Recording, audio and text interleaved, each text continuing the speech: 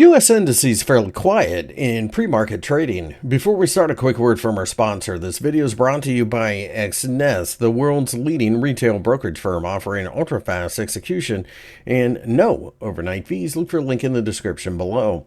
The Nasdaq 100 is fairly flat on Friday, as you would expect, being the day after Thanksgiving. The markets just don't have a whole lot to move on at the moment. The lack of liquidity and by extension volume, I think, is probably going to be the main story. If you are not in the United States, what you may not know is that although Thanksgiving is on Thursday, most Americans, traders included, tend to take the next day off as well. That being said, this is a market that's been bullish for some time, and I think we are going to at least try to drift towards the $21,000 level. The Dow Jones 30 continues to be very bullish, and it continues to stare down the barrel of the $45,000 level. If we can break above that, it would kick off the next leg higher. But again, this is going to be a situation where there's only so much volume out there to be wrestled with. Short-term pullbacks should be buying opportunities, and I still see support near the 43,750 level, followed by the 50-day EMA. I think it's probably only a matter of time before we break out above the $45,000 level.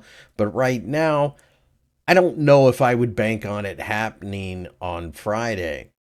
The S&P 500 continues to just meander around the 6,000 level. This is an area that's been important a couple of times now, and of course is a large, round, psychologically significant figure, so a lot of people would be paying close attention to it.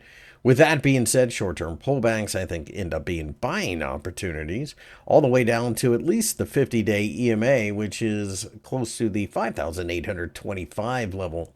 Short-term pullbacks are just as likely as a breakout. So at this point, at least in the short term, you have to be somewhat neutral. In the longer term scheme of things, though, this is a market that certainly looks like it could rip much higher over the next several months.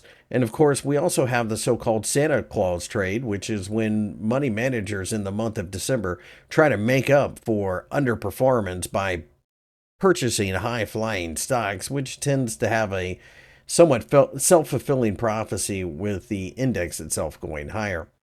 My name is Christopher Lewis. I work for FXEmpire. If you enjoyed the video, give me a thumbs up and make sure to subscribe to the channel for more analysis.